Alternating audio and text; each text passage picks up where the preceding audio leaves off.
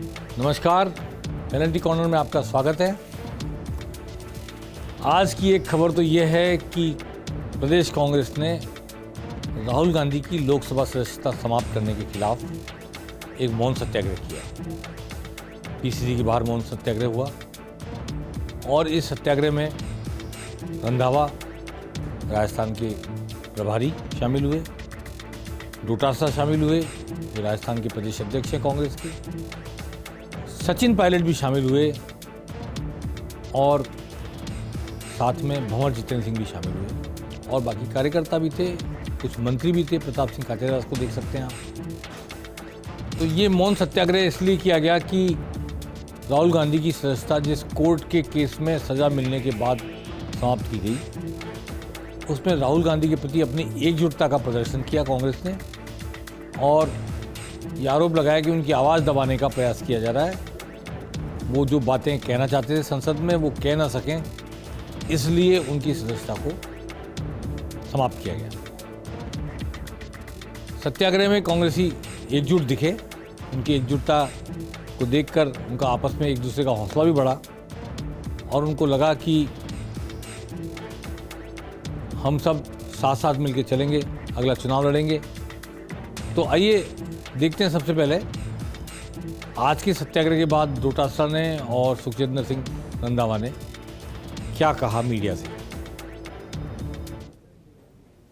आज प्रदेश कांग्रेस कमेटी की तरफ से सुबह 10 बजे से लेकर के 5 बजे तक मौन सत्याग्रह रखा गया और ये मौन सत्याग्रह इसलिए है कि देश में जो आज हालात हैं,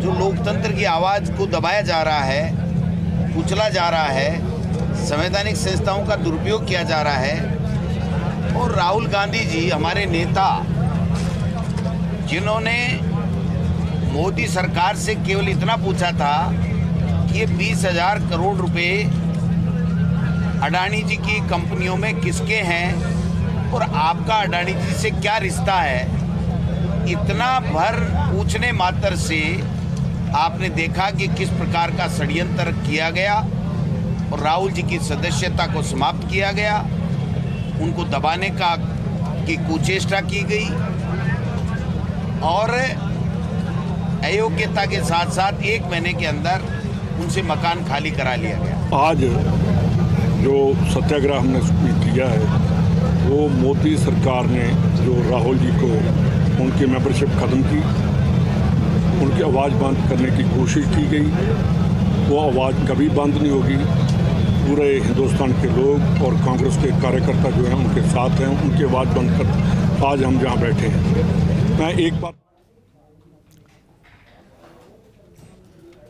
तो ये हुआ मौन सत्याग्रह, अपने नेता राहुल गांधी के प्रति एकजुटता, सॉलिडरिटी जिसको कहते हैं, प्रदर्शित करने के लिए। इस अवसर पर सचिन पायलट भी मौजूद थे। वो भी बोले, पर उन्होंने एक खास बात और कही कि उनकी जो 3 मांगे थी जिनको लेकर उन्होंने पदयात्रा की थी अजमेर से जयपुर तक, वो तीनों मांगे मान ली गई हैं और वो सरकार के एक्शन से संतुष्ट हैं और इसीलिए वो कांग्रेस के साथ एकजुटता दिखाते हुए वो चुनाव में साथ साथ रहेंगे और पूरी एकजुटता के साथ चुनाव लड़ेंगे। आइए देखते हैं, सुनते हैं क्या कह रहे हैं सचिन पायलट सरकार के एक्शन के बारे में। आप जानते हो जिन मुद्दों को लेकर मैंने अपनी बात को उठाया था, वो मुद्दे थे पेपर लीक पर कार्रवाई हो, जो हमारा पब्लिक सर्विस कमीशन है वहाँ पर जो सदस्य बनते हैं उनके लिए कोई ना कोई पुख्ता मापदंड हो, पारदर्शी तरीके से उनकी नियुक्ति हो, क्योंकि वहीं से पेपर भी सेट होते हैं, इंटरव्यू भी होते हैं। इसलिए मैंने पेपर लीक के ऊपर जो बात रखी थी, आरपीसी मेंबरशिप जो हमारे मेंबर बनते हैं उनकी सदस्यता कैसे बनी जाए, क्या मापदंड तय किए जाएं, उसमें बात रखी थी और करप्शन को लेकर मैंने बात रखी थी। तो तीनों बातों पर पार्टी सरकार में सहमति है और आने वाले सत्र के अंदर इस पर नियम कानून भी बनेंगे। प्रदेश की सरकार इन दोनों मुद्दों पर निराकरण करके आगे का रास्ता रखेगी ताकि नौजवानों का भविष्य सुरक्षित रहे। चलिए, संतुष्ट हुए सचिन पायलट। आने वाले विधानसभा सत्र में कानून भी बनेंगे, पेपर लीक को लेकर भी कठोर कानून बनेगा और दूसरे जो एक्शन लिए गए हैं उनसे उनको संतुष्टि है। पार्टी और सरकार एकजुट होकर सहमत हैं, उनकी मांगों के प्रति सकारात्मक हैं, कदम उठाए जा रहे हैं और अब उन्हें कोई साथ साथ रहने में परहेज नहीं, चुनाव लड़ने में परहेज नहीं। अब कांग्रेस के लिए मैं एक बात बताना चाहता हूँ, राजस्थान के कांग्रेस जनों के लिए, उनके लिए एक बड़ी खुशखबरी आने की उम्मीद जगी है। मैं तो नहीं कहना चाहता कि आने वाली है खुशखबरी, ये मीडिया में कई बार बातें हो जाती हैं और होते होते फिर सरकार में होते होते रह जाती हैं। पर हमारे सूत्रों ने बताया है कम से कम 75 पदों पर राजनीतिक नियुक्तियां होने जा रही हैं। 6 दर्जन से ज़्यादा पदों पर राजनीतिक नियुक्तियां होने जा रही हैं। इसमें कई यूआईटी चेयरमैन बनेंगे। अजमेर विकास प्राधिकरण एडीए और जोधपुर विकास प्राधिकरण जेडीए, इन दोनों पदों पर भी के अध्यक्ष पदों पर भी राजनीतिक नियुक्ति हो सकती है। Alwar UIT, Bikaner UIT, Bhilwara UIT, Udaipur UIT, Chittorgarh UIT, ऐसी जितनी यूआईटीज हैं उनमें भी कांग्रेस के कार्यकर्ताओं को, नेताओं को अध्यक्ष का पद मिलने के आसार हैं। कई जगह यूआईटी में मेंबर बनाए जाएंगे, कई जगह जहां पार्षद नियुक्त होने सरकार की ओर से, नियुक्ति वाले पार्षद, खाली पड़ी जगह नियुक्ति नहीं हो पा रही, वहाँ अब नियुक्ति होने के आसार हैं। मोटे तौर पर कुछ नए बोर्ड और निगम भी बनने वाले हैं और ख़ास तौर पर जैसे विप्र कल्याण बोर्ड और दूसरे समाजों में जैसे वैश्य कल्याण बोर्ड बन सकता है। जैन समाज के लिए महावीर के नाम पर या नमोकार कल्याण बोर्ड कुछ वैसा बन सकता है। सरकार इस पर एक्सरसाइज कर रही है, मुख्यमंत्री अशोक गहलोत इस पर एक्सरसाइज कर रहे हैं, वर्क कर रहे हैं। कुछ वर्गों के लिए बोर्ड बन गए, केश कला बोर्ड बन गया, ये अलग अलग समय बनते रहे, जरूरी नहीं अशोक गहलोत जी ने बनाए, उनके पहले वाले मुख्यमंत्री ने बनाए। तो जो वर्ग रह गए और जो महसूस करते हैं कि सरकार उनके कल्याण के लिए तो बोर्ड ही नहीं बना रही, तो ऐसे वर्गों की स्टडी की जा रही है किन किन वर्गों के लिए कैसे कैसे बोर्ड बन सकते हैं। वो बोर्ड भी बनेंगे और उनके अध्यक्ष भी नियुक्त होंगे।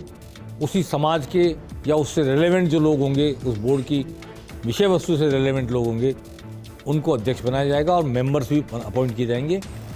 तो यूआईटी और नए बोर्ड और पुराने बचे हुए बोर्ड और यूआईटी के मेंबर्स और नगर पालिकाओं के, नगर परिषदों के पार्षद की नियुक्ति वाले पार्षदों के पद भरे जाने की प्रक्रिया चल रही है।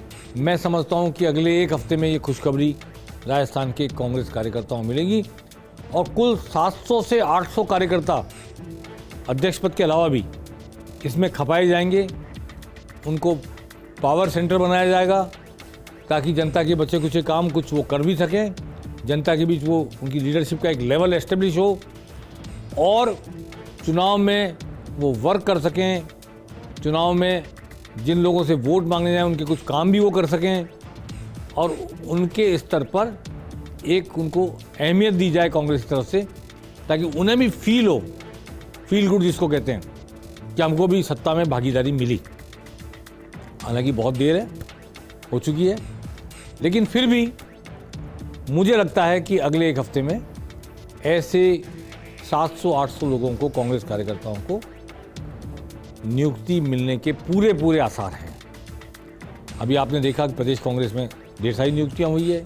21 उपाध्यक्ष बनाए गए, 121 सचिव बनाए गए, 48 महामंत्री बनाए गए, महासचिव। अब पारी सरकार की है। सरकार अपने स्तर पर जो उसके पास अवेलेबल पद हैं, जहां पर वो कांग्रेस कार्यकर्ताओं को खपा सकती है, उस पर एक्सरसाइज चल रही है।